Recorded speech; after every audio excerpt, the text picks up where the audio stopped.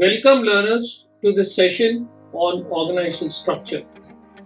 In the previous session, we learned about the concept of organization and we also discussed various theories of organization, including the classical view, neoclassical view, and the modern views.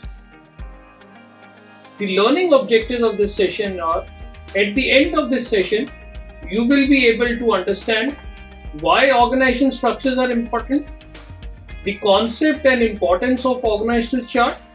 We will also discuss about the components of organizational structure and what are the various types of organizational structure that exist. But first, let us understand why do we need an organizational structure. Dear students, we need organizational structure because the relationships within the organization have to be established between various components or the departments of the organization. Further, work has to be divided among different members or the departments of organization. Structure also helps to specify the authority, responsibility, powers, duties, functions, etc., which are to be clearly spelled out. Organizational structure also helps such in a way that activities have to be coordinated effectively and the actions of the members have to be monitored or controlled. The concept of organizational chart is very important, which helps you to understand what a structure is. The student's organizational chart basically shows the structure of the organization. It is the diagram that displays the reporting or the relationship hierarchy. An organizational chart can be useful in a number of ways. Number one, it depicts the work responsibilities and also the reporting relationships. It allows the leadership to more effectively manage the growth and change.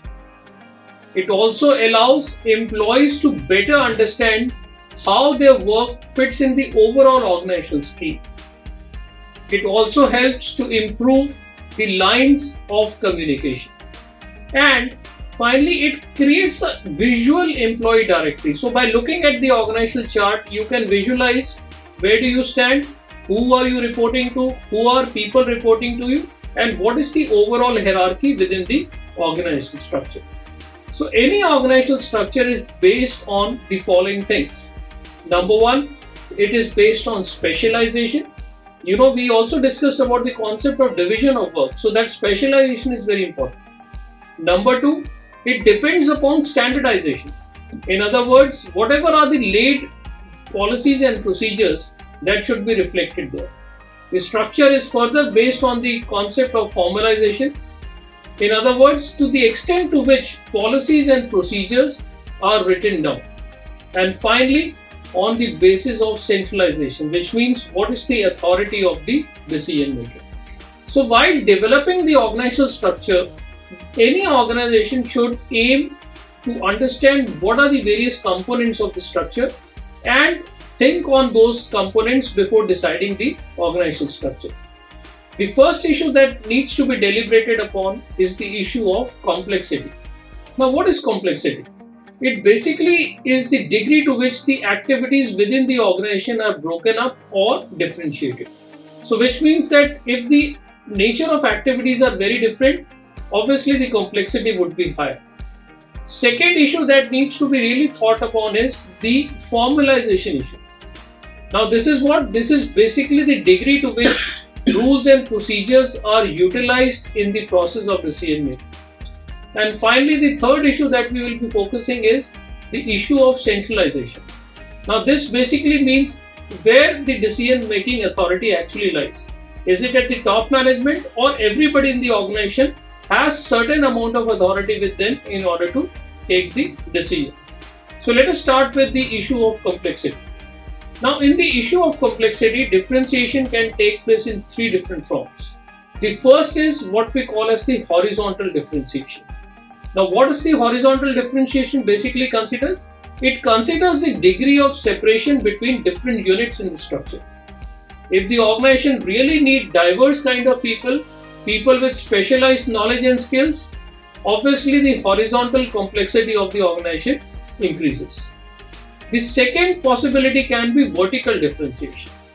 Now, vertical differentiation basically refers to the depth of the organizational hierarchy.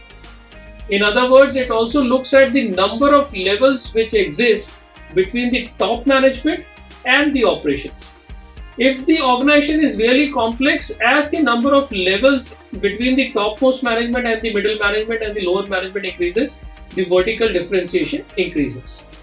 For any organization which is present at multiple locations, for example, a hotel which is present in America, which is present in India, which is present in Australia, the spatial differentiation concepts come into place. This concept basically encompasses the degree to which the location of organizational physical facilities and personnel are geographically dispersed. So higher dispersion would obviously also bring into the spatial differentiation. The second component is about the formalization. Now, as I said, formalization basically refers to the degree to which the jobs within the organization are standardized. If the jobs are standardized, there has to be a clear-cut procedure, formalities and procedures established for any particular job role. Now, the first possibility there can be high level of formalization. When the job incumbent has minimum amount of discretion over what is to be done, when it is to be done, how he or she should do it, that becomes the high formalization procedure. For example, in a travel agency, for example, an employee is looking after the visa processing or getting the passport forms completed of the clients. Now, there are set procedures for this. In that case, the employee does not have enough flexibility, or he is not supposed to apply enough creativity in order to complete the task. The second possibility can be, for example, where low formalization is needed. Now, this is generally applicable whenever the job behavior is relatively non-programmed and the employees have a great deal of freedom to exercise discretion in the work. For example, let us take the example of a travel guide. Now, when a travel guide is going with a client to a particular monument, he has to exercise his own discretion and ensure that whatever is the guest or whatever is the tourist expecting, he or she has to perform in accordance with the expectation. Though there are certain set procedures, but employee still has the flexibility, and therefore we call it as a low formalization case. The third issue that we raised was the issue of centralization. Now, what is centralization? Centralization basically refers to the degree to which decision making is concentrated at a single point in the organization. And this includes the concept of formal authority, that is, the rights which are inherent in one's position. There are two possibilities which the organizations can think of. First, it can be a centralized organization or what we call as the decentralized organization.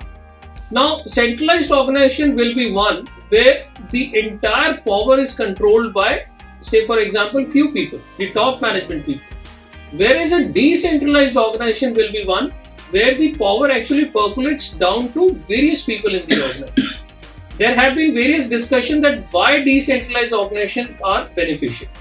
There are various benefits of this. Number one, in a decentralized organization, actions can be taken more quickly.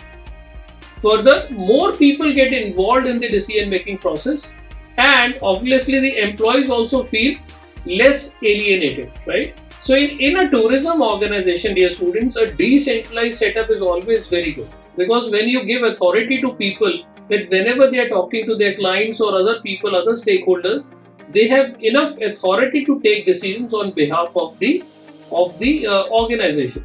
Otherwise, if the entire process is centralized, there could be a possibility that the frontline staff, for example, in a hotel, there is a customer who comes with a particular complaint and he approaches the front office guy.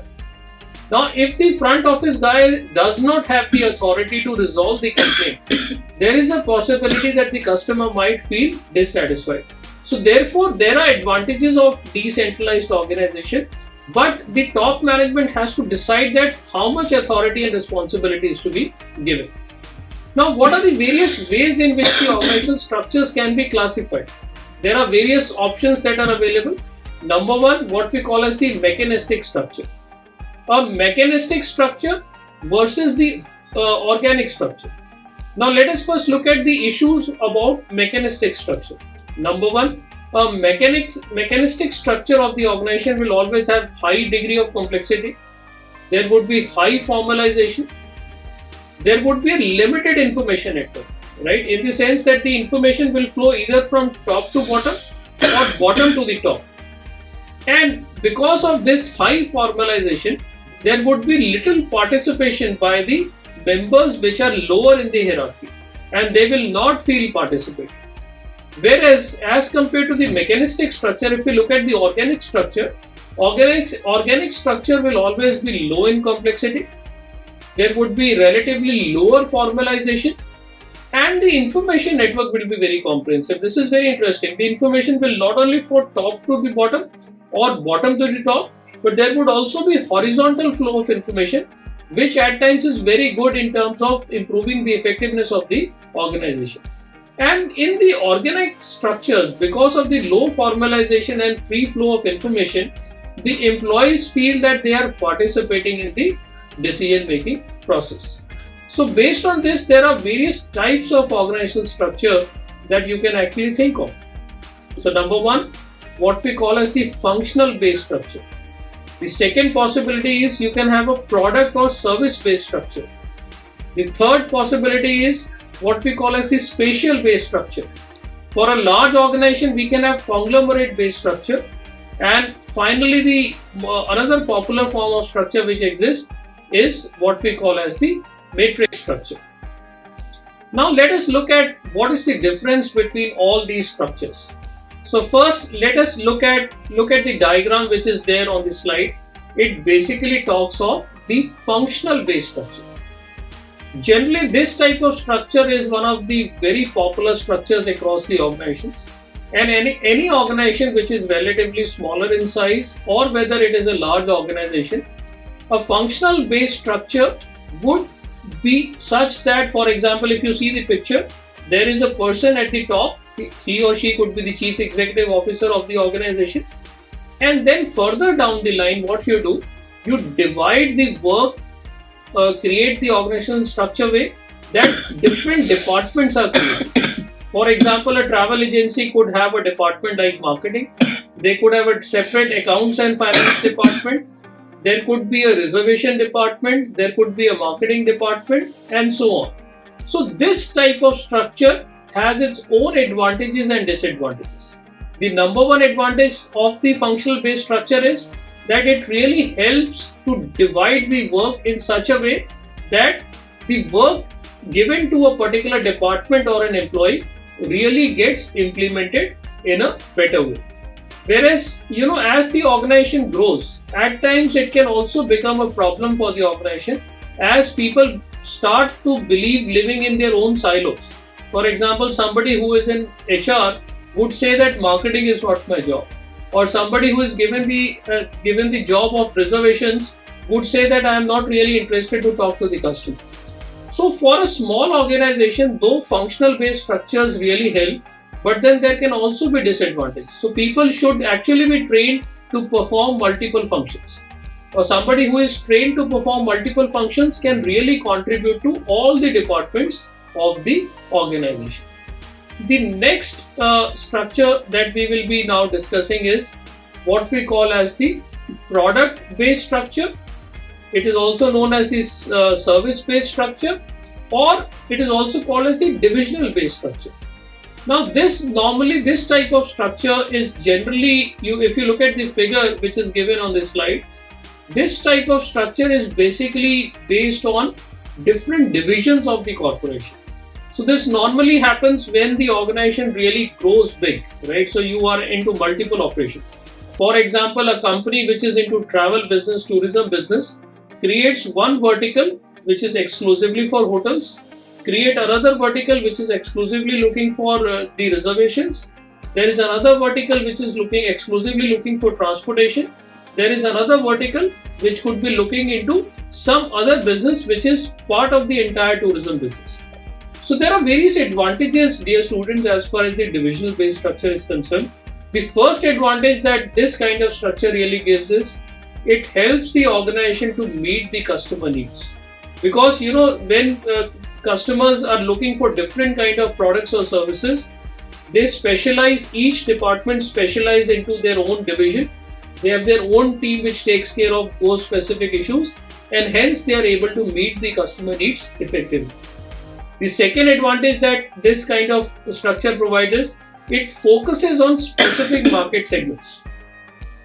So for example, as we saw in the previous slide, if you have a transportation division separately, it is exclusively looking for the needs of the tourist which are related to transportation.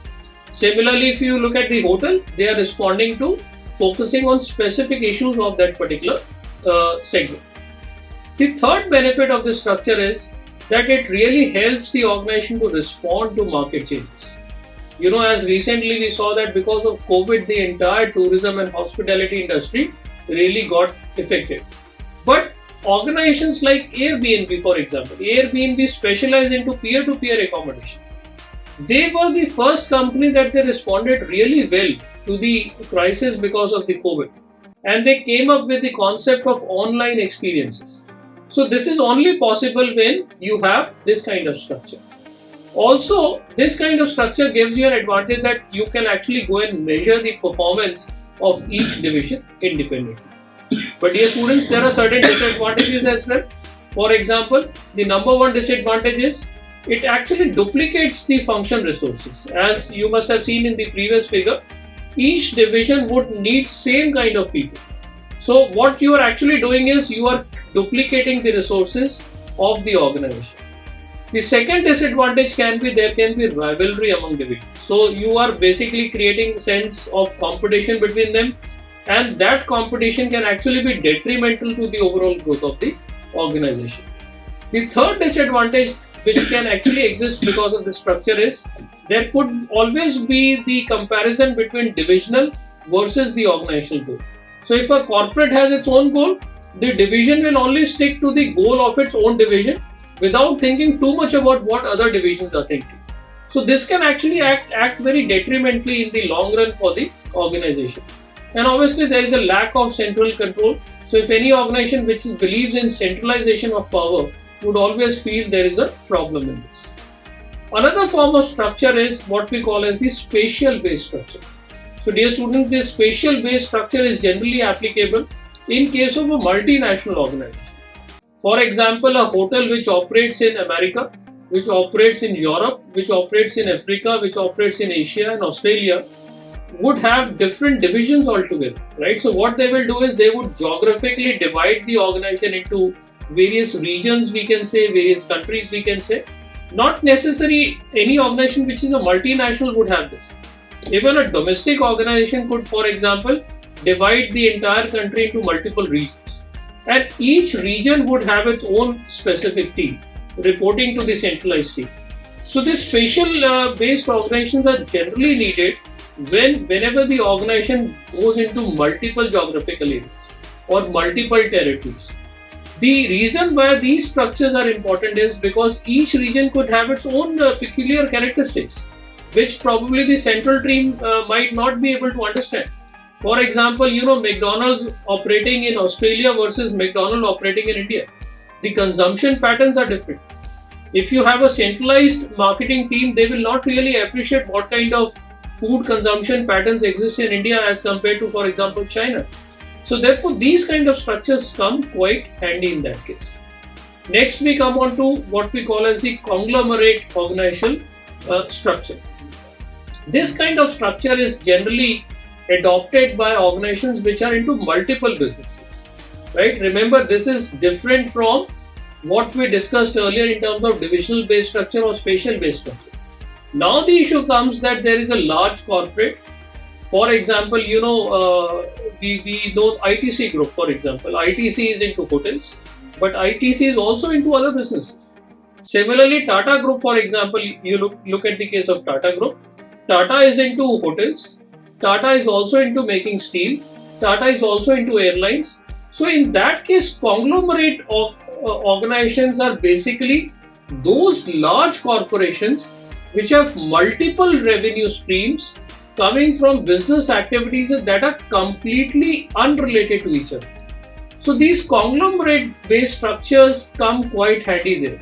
Now what is the advantage of this? The advantage is that each kind of business would need a different skill set, right? So the marketing team looking after hotels might not be competent enough to look at the marketing issues of a chemical business, or for example in telecom business. So in these cases, conglomerate based structures come quite handy. And finally, we will be looking at the matrix based organizations. Dear students, you just look at the figure which is on the left hand side. The matrix organization structure is basically a combination of two or more different kind of organizational structures. Now in this case, what really happens is there is a project and there is a functional team, right? So organizations, what they do, they involve project management and functional management simultaneously. So this is basically composed of both hierarchy of management, where employees are managed by a functional manager as well as an additional project manager. Now this is very interesting, right? So let me give you an example to explain that how this entire system really works. For example, there is a functional department, reservations, right? And there are different project management teams. For example, somebody who is looking at the inbound tourism, there is the other team which is looking at the outbound tourism. Now these teams would have their own different projects looking at different group of tourists coming to your country or going out of the country. They would have similar needs in terms of reservation.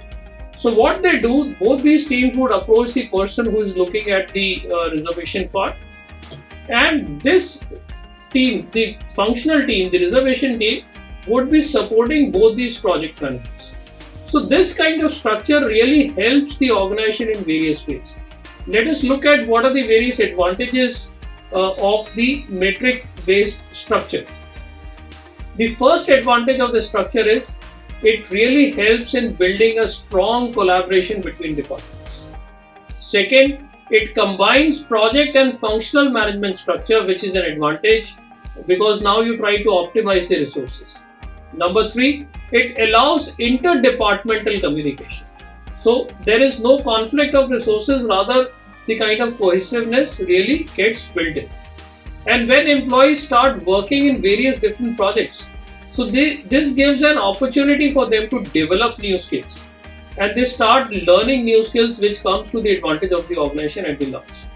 And finally, team members and managers keep their functional role, which really goes into long-term motivation in the long run. However, this structure also has certain disadvantages. Now let us see what are the various disadvantages of this structure. Number one, the managerial roles may not be clearly defined. So there is a possibility that managers might get confused. They really do not know that what kind of project they are working on, though their functional clarity is there. But then because with every changing project their roles changes, so there could be a confusion. Number two, team roles may not be clearly defined, right? Because now every time a person has to work in a new team, so he has to look for compatibility issues, he has to understand whether he will be really getting fit into that particular team or not.